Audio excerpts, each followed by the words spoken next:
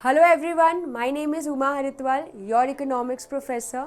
और आज हम स्टार्ट करने वाले हैं टी वाई बीकॉम सेमेस्टर 6 का चैप्टर नंबर 1, मॉड्यूल नंबर 1 का चैप्टर नंबर 1। ठीक है, जो मॉड्यूल नंबर 1 है वो आप स्क्रीन पे देख सकते हैं, इंट्रोडक्शन टू इंटरनेशनल ट्रेड। हम आज स्टार्ट करने वाले हैं विद इंटरनेशनल ट्रेड, जिसमें हम चैप्टर नंबर 1 शुरू कर रहे हैं। और चैप्टर नंबर 1 है अबाउट इंटरनेशनल ट्रेड, जिसमें हम सीखेंगे रिकार्डियन थियोरी। ओके, अभी आपका जो मॉड्यूल 1 है ना, उसको 4 पार्ट्स में डिवाइड किया हुआ है, जिसमें चैप्टर नंबर 1 में हम सीखेंगे रिकार्डियन थियोरी के बारे में। ओके, चैप्टर नंबर 2 में हम सीखेंगे हेक्सचर-ओलिन थियोरी के बारे में, फिर टर्म्स ऑफ ट्रेड के बारे में, and then reciprocal demand gains from international trade. तो ऐसे करके आपका मॉड्यूल 1 को 4 चैप्टर्स में डिवाइड किया हुआ है। आज का जो हमारा लेक्चर होगा वो होगा about chapter number 1, that is international trade, जिसमें रिकार्डियन थियोरी के बारे में हम सीखेंगे। ठीक है, सो चलो शुरू करते हैं। ये बहुत ही इम्पॉर्टेंट कॉन्सेप्ट है। ये आपको 15 मार्क के क्वेश्चन में वेरी हाई चांसेस है कि रिकार्डियन थियोरी का क्वेश्चन आता है। ठीक है, सो चलो शुरू करते हैं with our chapter number 1, that is international trade. Okay okay, so let's get started with our chapter number 1, international trade. पहले समझते हैं कि इंटरनेशनल ट्रेड का आखिर मतलब क्या होता है। ठीक है, ट्रेड का मतलब क्या होता है? Buying and selling of goods and services. अगर हम बेसिक ट्रेड का मतलब समझे तो क्या होता है कि एक जन से हमने गुड्स खरीदा, किसी को हमने गुड्स बेचा, so that is trade. Trade क्या होता है? Buying and selling of goods and services, उसको हम बोलते हैं ट्रेड। अब इंटरनेशनल जब वर्ड आ जाता है, इंटरनेशनल मतलब जब एक कंट्री दूसरे कंट्री के साथ क्या करती है? बाइंग एंड सेलिंग करती है, जिसको दो वर्ड्स भी हम बोलते हैं। जब हम दूसरे कंट्री के साथ बाइंग एंड सेलिंग करते हैं तो हम उनको क्या बोलते हैं? यस, उसको हम बोलते हैं इंपोर्ट एंड एक्सपोर्ट, है ना। जब एक कंट्री दूसरे कंट्री के साथ बाइंग एंड सेलिंग करती है तो उसको हम क्या बोलते हैं? Import and export. और 1991 के बाद से इंडिया तो काफ़ी ज़्यादा हमारी कंट्री दूसरे कंट्री के साथ ट्रेडिंग कर रही है। ठीक है, सो इंटरनेशनल ट्रेड का मतलब होता है जब एक कंट्री दूसरे कंट्री के साथ ट्रेडिंग करती है, इंपोर्ट एंड एक्सपोर्ट करती है फॉर मॉनेटरी रिटर्न्स, ताकि फॉरेन करेंसी अपने कंट्री में आए। ठीक है, हमारे कंट्री का गुडविल बढ़े, हम अपने कंट्री की जीडीपी बढ़ाए। बहुत सारे मल्टीपल रीजंस होते हैं इंटरनेशनल ट्रेड करने के। ठीक है, लेकिन आज हम ये नहीं पढ़ने वाले हैं कि इंटरनेशनल ट्रेड का फ़ायदा क्या है, वो सब नहीं सीखने वाले। हम सीखने वाले हैं कि इंटरनेशनल ट्रेड दो कंट्री के बीच में जब होता है तो उसमें सबसे पहले तो एडम स्मिथ ने अपनी कुछ थियोरी दी है और दूसरी थियोरी दी है डेविड रिकार्डो ने। ठीक है, सबसे पहले हम समझते हैं एडम स्मिथ को। एडम स्मिथ का नाम आपने बहुत बार सुना होगा इकोनॉमिक्स में, है ना। एडम स्मिथ को हम बोलते हैं फादर ऑफ इकोनॉमिक्स। ठीक है, सो एडम स्मिथ के हिसाब से, एडम स्मिथ ने अपना एक बुक लिखा था वेल्थ ऑफ नेशंस का। उसमें उन्होंने बोला था कि किसी भी कंट्री को इंटरनेशनल ट्रेड, इट मीन्स किसी भी एक कंट्री को दूसरे कंट्री के साथ ट्रेडिंग कब करना चाहिए? जब उनको उस प्रोडक्ट में एब्सोल्यूट कॉस्ट का एडवांटेज मिल रहा है। लेट्स से फॉर एग्जांपल, मैं India let's say for example China के साथ ट्रेडिंग कर रहा है, बाइंग एंड सेलिंग कर रहा है, तो एडम स्मिथ के हिसाब से इंडिया को चाइना के साथ इंपोर्ट एक्सपोर्ट कब करना चाहिए? जब इंडिया को लग रहा है कि जो वो लोग ट्रेडिंग कर रहे हैं उसमें इंडिया को कॉस्ट में एडवांटेज मिल रहा है। मतलब ट्रेडिंग करने के टाइम पे उनका खर्चा काफ़ी ज़्यादा कम लग रहा है और उनको बेनिफिट्स ज़्यादा हो रहे हैं, ऐसा एडम स्मिथ का कहना है। ठीक है, लेकिन एडम स्मिथ की थियोरी आपको पढ़ना नहीं है।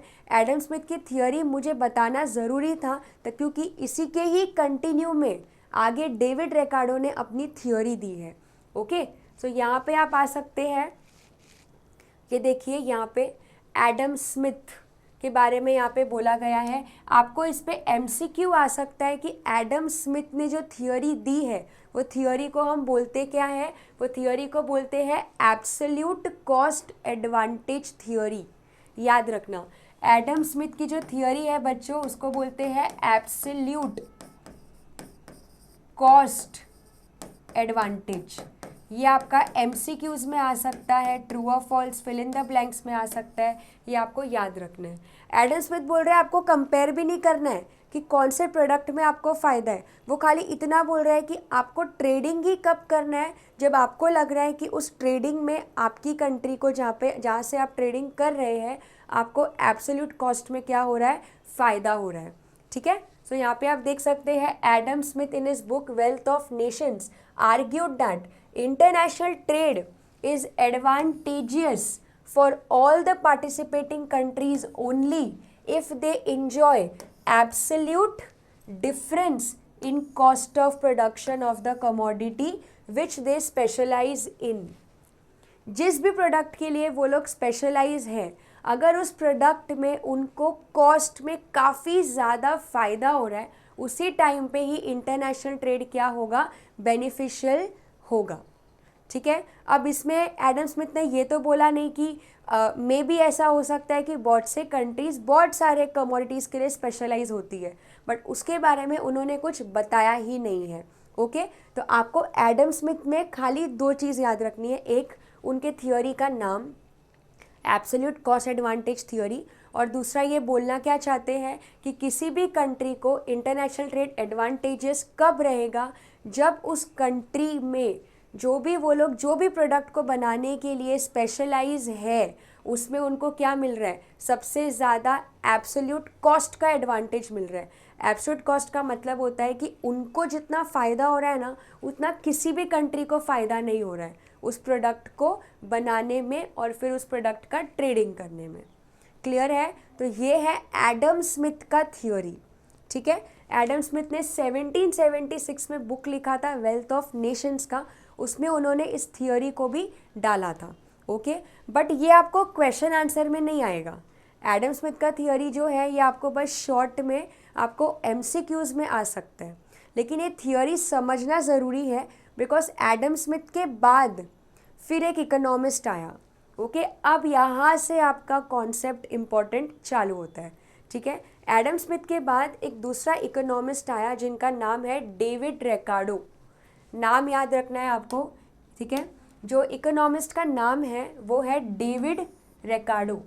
डेविड रिकार्डो ने एडम स्मिथ की थियोरी पे अग्री तो किया कि हाँ ऐसा होता है, लेकिन उन्होंने थोड़ा सा इनकी थियोरी को क्या किया, थोड़ा सा चेंज किया। उन्होंने क्या बोला कि हमें इंटरनेशनल ट्रेड एडवांटेज जो मिलेगा वो एब्सोल्यूट देख के नहीं मिलेगा, बल्कि कंपेयर करेंगे। एक कंट्री दूसरे कंट्री के साथ कंपेयर करती है और कंपेयर करके फिर वो पता लगाती है कि कौन से गुड्स में उनको ज़्यादा फ़ायदा हो रहा है, और जिस गुड्स को बनाने में उनको ज़्यादा फ़ायदा हो रहा है वो गुड्स को वो लोग प्रोड्यूस करके बेचेगी। ठीक है, एडम स्मिथ ने कंट्रीज़ में कंपैरिजन के बारे में तो बोला ही नहीं। एडम स्मिथ ने फिर सिर्फ क्या बोला कि जो भी पार्टिसिपेटिंग कंट्रीज़ है वो लोग जो भी गुड्स बनाने में स्पेशलाइज होते हैं और अगर उनको लग रहा है कि उसमें उनको कॉस्ट एडवांटेज मिल रहा है तब जाके वो लोग इंटरनेशनल ट्रेड कर सकते हैं। ठीक है, लेकिन फिर डेविड रिकार्डो आया। डेविड रिकार्डो ने बोला कि अगर समझो कोई एक कंट्री है जो कपड़े बनाने में भी स्पेशलाइज है, शूज़ बनाने में भी स्पेशलाइज है, ड्रिंक्स बनाने में भी स्पेशलाइज है, तो अब वो लोग फिर क्यों इंपोर्ट करेंगे, वो लोग तो फिर एक्सपोर्ट ही करेंगे।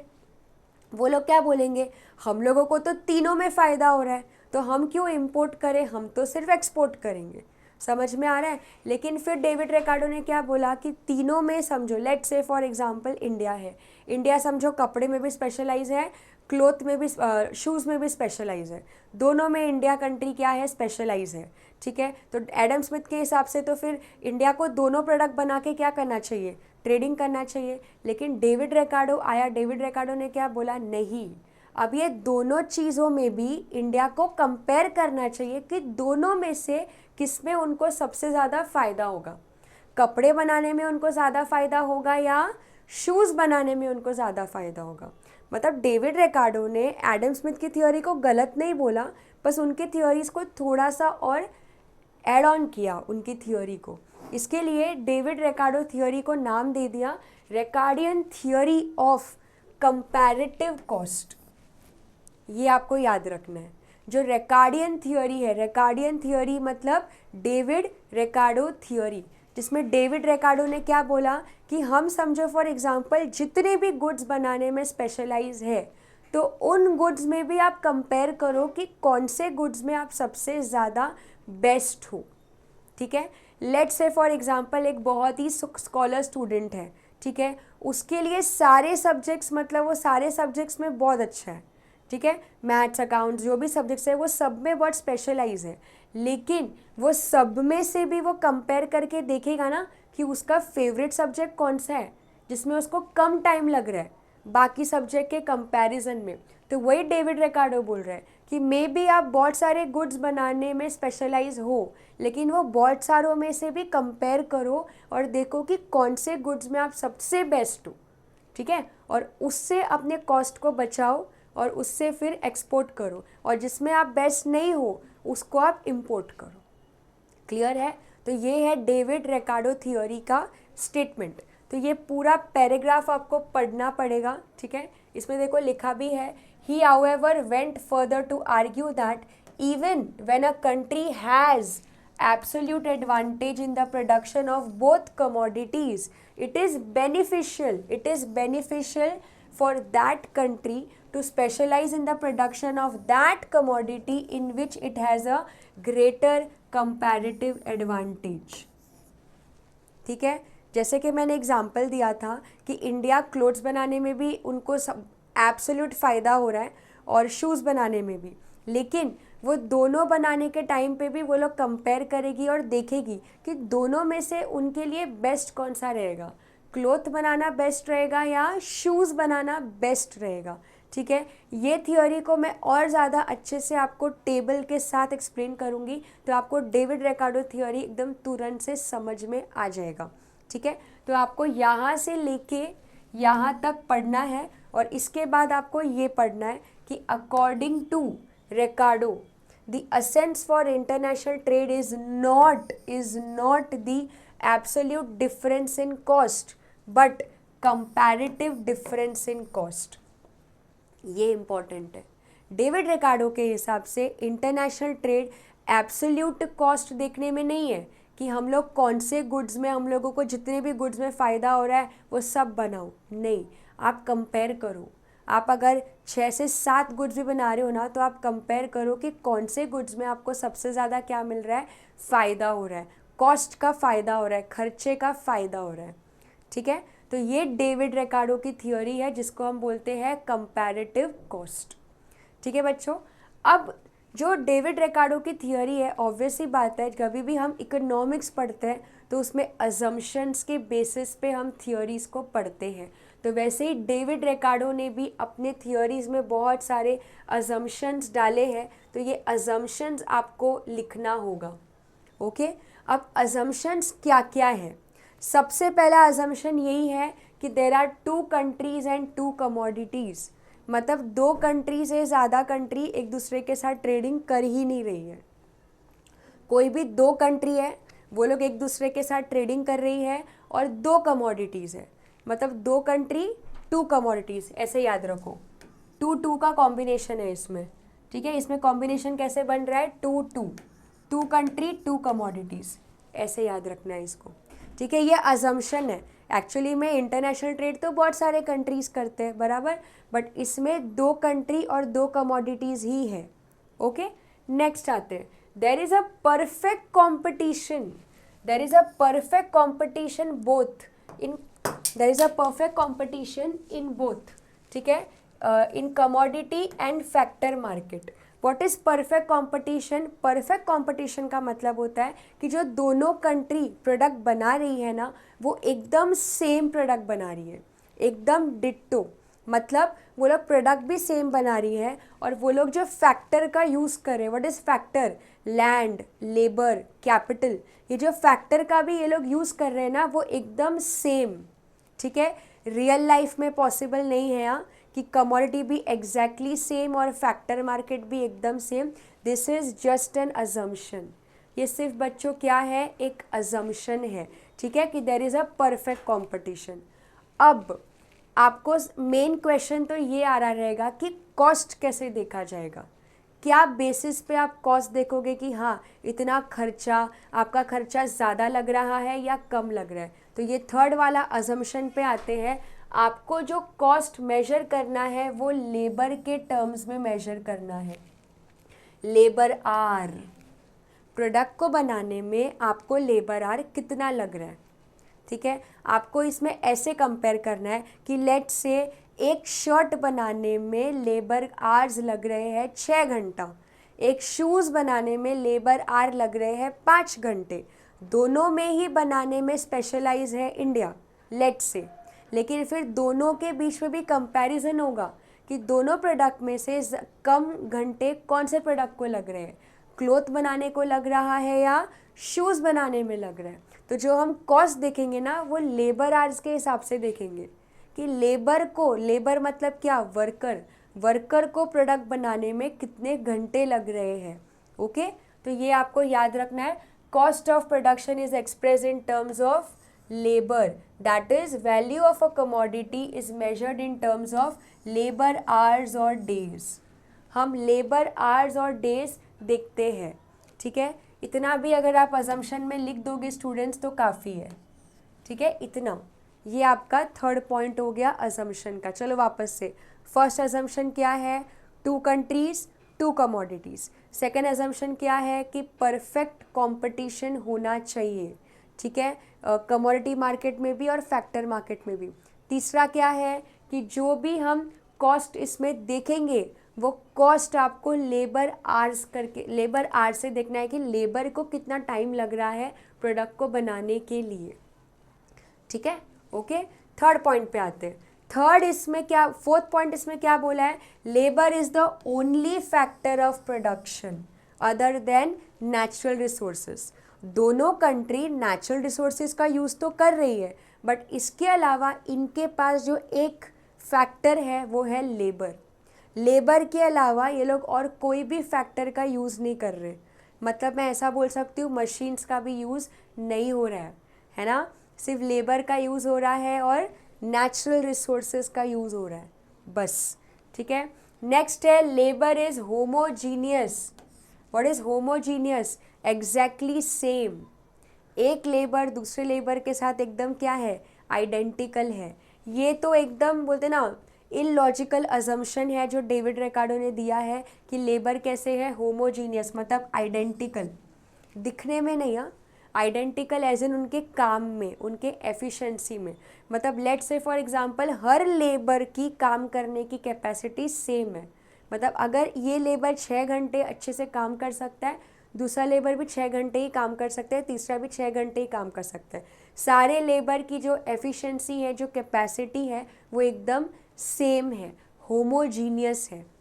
ओके, नेक्स्ट जो अजम्पशन है वो है labour is perfectly mobile with in a country but perfectly immobile between the countries. मतलब अगर समझो इंडिया के वर्कर्स हैं तो इंडिया में वो कहीं भी जा सकते हैं, कहीं भी ट्रैवल कर सकते हैं, ठीक है, with in a country mobile है। लेकिन इंडिया के वर्कर्स इंडिया के बाहर नहीं जा सकते, इंडिया के बाहर वो लोग क्या हो जाएंगे, इमोबाइल, ठीक है। तो वैसे ही यहाँ पे बोला है कि ये अजम्पशन है कि with in a country labour क्या रहेंगे, मोबाइल, लेकिन बिटवीन कंट्रीज वो लोग इमोबाइल। मतलब एक लेबर दूसरे कंट्री में लेबर का काम नहीं कर सकता है, वो अपने ही कंट्री में लेबर वर्क करेगा।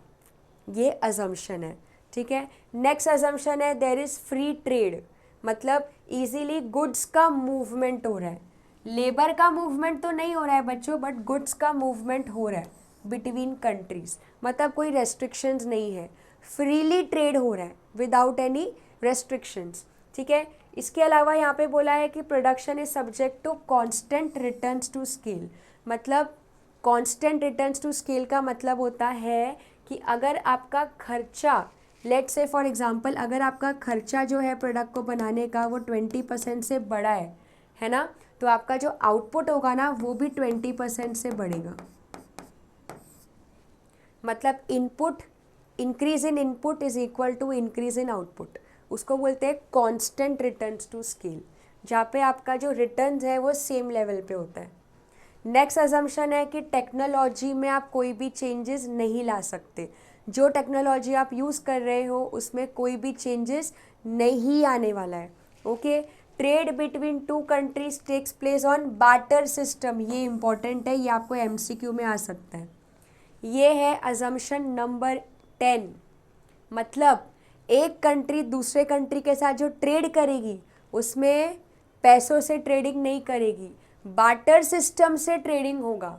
बार्टर सिस्टम मतलब एक कंट्री दूसरे कंट्री के साथ गुड्स के बदले में गुड्स एक्सचेंज करेगी, ठीक है, तभी तो स्पेशलाइजेशन दिखेगा, ठीक है। सो ट्रेड जो होगा वो कैसे होगा, बार्टर सिस्टम के थ्रू, ठीक है।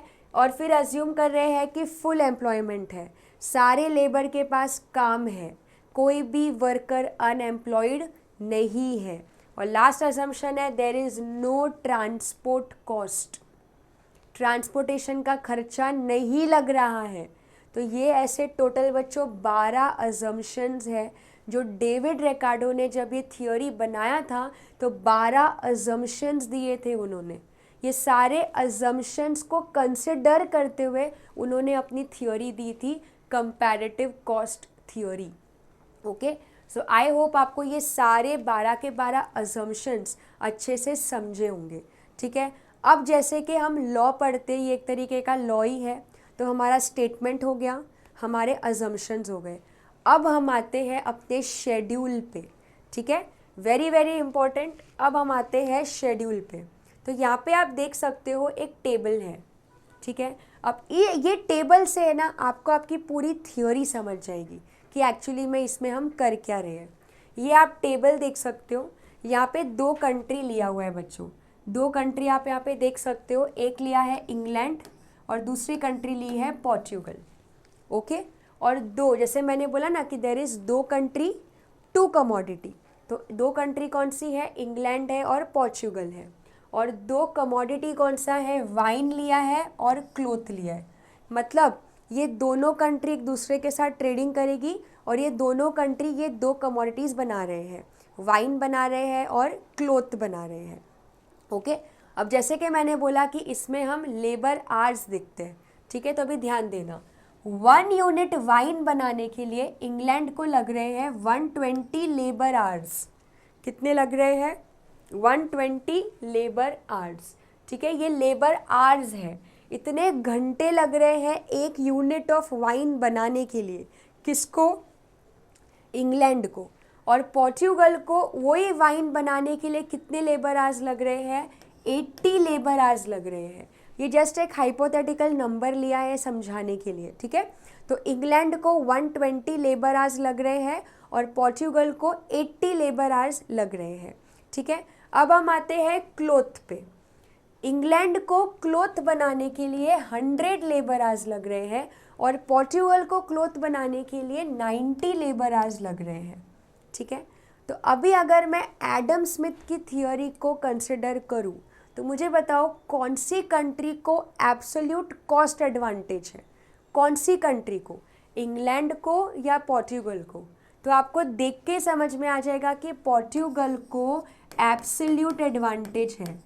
क्यों, क्योंकि देखो वाइन बनाने के लिए उनको 80 लेबर आवर्स लग रहे हैं जो कि इंग्लैंड से काफ़ी कम है। इंग्लैंड को तो 120 लेबर आवर्स लग रहे हैं, मतलब इनको टाइम ज़्यादा लग रहा है प्रोडक्ट को बनाने के लिए और पोर्चुगल को टाइम कम लग रहा है। वैसे ही क्लोथ में भी अगर आप देखोगे तो पोर्चुगल को ज़्यादा फ़ायदा हो रहा है। तो हम इसमें क्या कंक्लूजन निकालेंगे कि पोर्चुगल को एब्सोल्यूट कॉस्ट एडवांटेज है।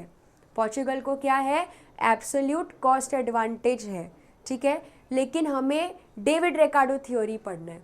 अब डेविड रिकार्डो क्या बोलेगा, चलो ये तो मान लिया कि पोर्चुगल को दोनों प्रोडक्ट बनाने में ज़्यादा फ़ायदा हो रहा है। अब पोर्चुगल क्या करेगा, अब पोर्चुगल कंपेयर करेगा कि वाइन और क्लोथ में से ज़्यादा फ़ायदा उसको किस में होने वाला है, ठीक है। ये तो समझ में आ गया कि इंग्लैंड और पोर्चुगल में से पोर्चुगल कंट्री को एब्सोल्यूट फ़ायदा हो रहा है क्योंकि दोनों में ही उनको लेबर आवर्स कम लग रहे हैं। लेकिन अब पोर्चुगल फर्दर और कंपेयर करेगा वो ये देखेगा कि दोनों प्रोडक्ट में से कौन से प्रोडक्ट में उनको क्या होने वाला है, फ़ायदा होने वाला है। अब चालू होगा कंपैरिजन, ठीक है। तो ये जो आप पैराग्राफ देख रहे हैं ना, ये पैराग्राफ में पूरे ये टेबल को एक्सप्लेन किया हुआ है, ठीक है। ये टेबल को एक्सप्लेन करके खाली इतना बोला गया है कि पोर्चुगल को क्या हो रहा है, एब्सोल्यूट एडवांटेज हो रहा है। लेकिन अब हम कंपेयर करेंगे कि पोर्चुगल को वाइन बनाना चाहिए या क्लॉथ बनाना चाहिए, ठीक है। ये भी तो कंपेयर करके देखेंगे ना। अब ये कंपैरिजन कैसे होगा, तो इसके लिए एक और यहाँ पे टेबल बनेगा जो है कंपैरेटिव कॉस्ट का।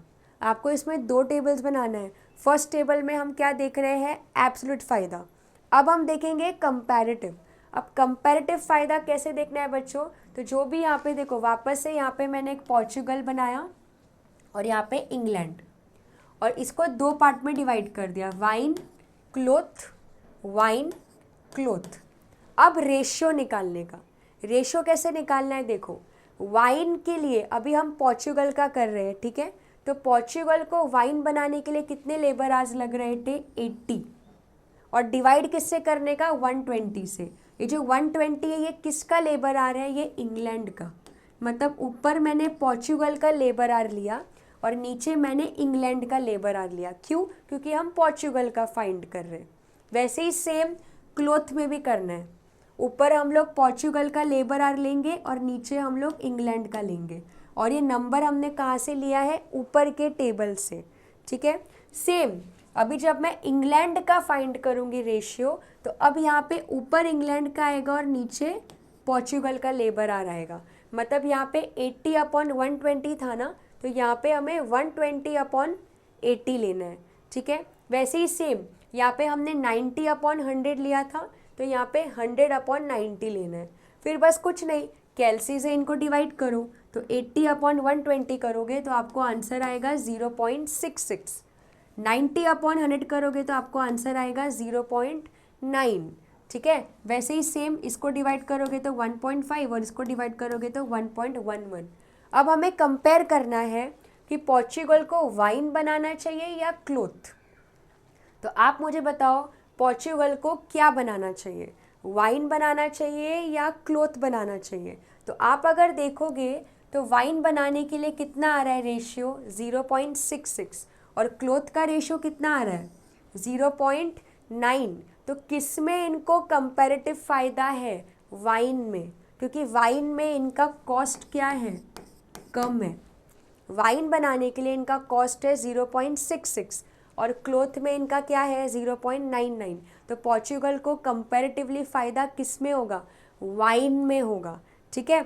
वैसे ही आप अभी इंग्लैंड में देख सकते हो, इंग्लैंड को वाइन बनाने का खर्चा है 1.5 और क्लोथ का है 1.11। तो इंग्लैंड अभी क्या सोचेगा कि हम लोगों को, हमारी कंट्री को कंपैरेटिवली किस में कॉस्ट का फ़ायदा हो रहा है, क्लोथ में हो रहा है। तो अब कंपैरिजन से हमें क्या पता चला कि इंग्लैंड क्लोथ में ज़्यादा ध्यान देगा और पोर्चुगल किस में ज़्यादा ध्यान देगा, वाइन में।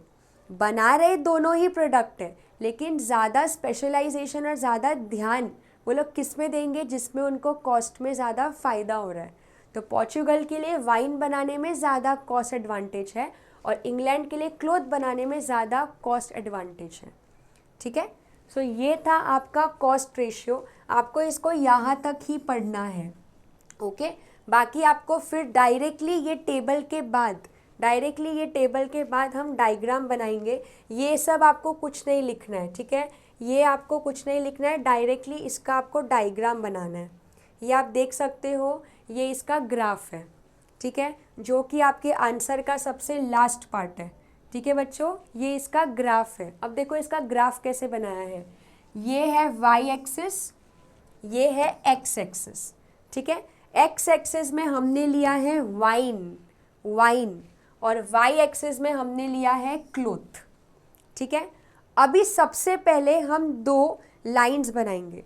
तो आप अगर देख सकते हो यहाँ पे हमने पहले PL बनाया है। PL क्या है, पोर्चुगल। PL क्या हुआ, पोर्चुगल। और उसके नीचे हमने EG बनाया है। EG क्या है बच्चों, इंग्लैंड। ऐसा क्यों बनाया, पोर्चुगल क्यों बड़ा है और इंग्लैंड क्यों छोटा है, क्योंकि एडम स्मिथ की थियोरी के हिसाब से एब्सोल्यूट एडवांटेज पोर्चुगल को हो रहा है ना, इसके लिए जब आप इसका ग्राफ बनाओगे तो ये ऐसा बनेगा। पहले पोर्चुगल का बनेगा बिकॉज पोर्चुगल का एब्सोल्यूट एडवांटेज है, और उसके नीचे इंग्लैंड का बनेगा। इससे आप ये शोकेस कर रहे हो कि पोर्चुगल को एब्सोल्यूट कॉस्ट एडवांटेज है दोनों प्रोडक्ट बनाने में, ठीक है। अब मुझे दिखाना है कंपैरेटिव, तो कंपैरेटिव दिखाने के लिए मैं बनाऊंगी एक इमेजिनरी लाइन। यहाँ पे बस एक आपको इमेजिनरी लाइन बनानी है, ठीक है, और इसको नेमिंग दे देना है टी। अब ये टी का मतलब क्या हुआ बच्चों, जैसे कि हमने देखा था कि पोर्चुगल को वाइन बनाने में ज़्यादा फ़ायदा हो रहा है, ठीक है। तो अगर आप देखोगे इंग्लैंड कितना वाइन बना रहा है, ओजी, है ना, और पोर्चुगल कितना एक्स्ट्रा बना रहा है, ओटी। तो आप अगर देख सकते हो कि जो ओटी है वो ओजी से क्या है, ज़्यादा है। तो इससे हमें क्या समझ में आता है कि पोर्चुगल को वाइन बनाने में क्या हो रहा है, ज़्यादा फ़ायदा हो रहा है, ठीक है। तो इसमें हमने ऐसे इसको बस एक इमेजिनरी लाइन से इसको एक्सप्लेन किया है। आपको सिर्फ इतना ही बनाना है, और इसका आप एक बार एक्सप्लेनेशन देख सकते हो बच्चों। ये जो लास्ट है यहाँ पे क्या लिखोगे, in the above diagram PLNEG are the production possibilities curve. इनके कर्व को हम क्या बोलेंगे, प्रोडक्शन पॉसिबिलिटीज कर्व। PL जो है वो पोर्चुगल का हो गया, और EG जो है वो इंग्लैंड का हो गया। ये क्या हो गया, प्रोडक्शन पॉसिबिलिटीज कर्व, ठीक है।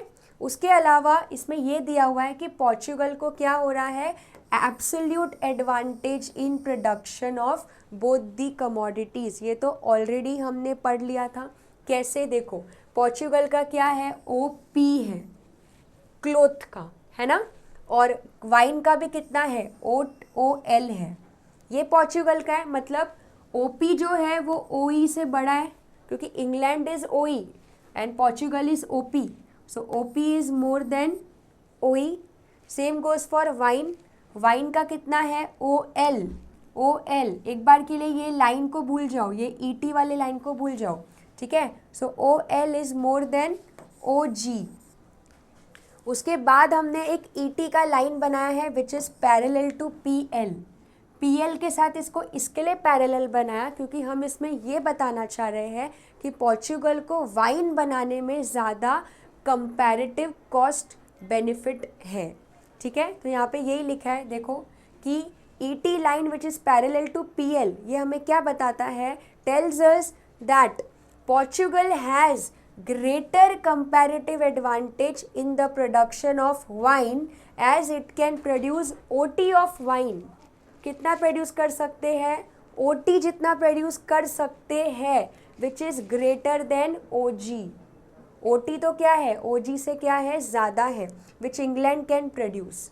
इंग्लैंड तो देखो बच्चों इतना ही प्रोड्यूस कर पाएगा, इंग्लैंड तो इतना ही प्रोड्यूस कर पा रहा है, लेकिन पोर्चुगल कितना प्रोड्यूस कर रहा है, इतना एक्स्ट्रा प्रोड्यूस कर पा रहा है, इससे भी ज़्यादा प्रोड्यूस कर सकता है।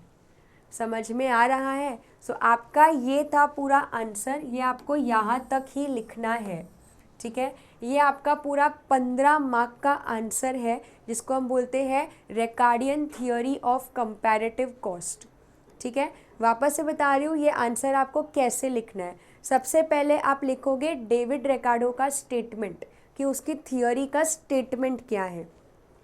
फिर आपको वो सारे अजम्पशंस लिखने हैं। अजम्पशंस लिखने के बाद आपको वो दोनों टेबल्स बनाने पड़ेंगे। पहला टेबल जिसमें हम बताएंगे एब्सोल्यूट एडवांटेज, और दूसरा टेबल जिसमें हम बनाएंगे कंपैरेटिव एडवांटेज। फिर टेबल को आपको करना है एक्सप्लेन, और फाइनली आपको ये डायग्राम बनाना है, और ये डायग्राम को आपको एक्सप्लेन करना है। यहाँ तक ही आपको करना है ये आंसर, इसके नीचे का आपको कुछ भी नहीं पढ़ना है। ये आपका पूरा 15 मार्क का आंसर है। आराम से आप जब पेपर में इसको लिखोगे ना, आपके 3 to 4 पेजेस तो आराम से भर जाएगा। मैक्स टू मैक्स 3 to 4 तो आपका जाएगा ही जाएगा, क्योंकि आप स्टेटमेंट लिखोगे, अजम्पशंस लिखोगे, ठीक है, फिर टेबल बनाओगे, उसको एक्सप्लेन करोगे, फिर डायग्राम बनाओगे, उसको एक्सप्लेन करोगे।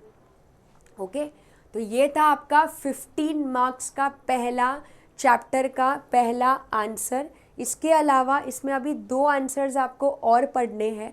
टोटल ये चैप्टर में आपको 3 आंसर्स पढ़ने हैं। ये चैप्टर का सबसे मोस्ट इम्पॉर्टेंट आंसर मैंने आपको करा दिया है और इस आंसर का नाम है डेविड रिकार्डो थ्योरी, जिसका एक और नाम है Ricardian theory of comparative cost. ठीक है, आई होप आपको समझा होगा आज का ये लेक्चर। नेक्स्ट लेक्चर हम इसी चैप्टर के आगे के 2 कॉन्सेप्ट्स करेंगे और चैप्टर को करेंगे complete. Thank you so much.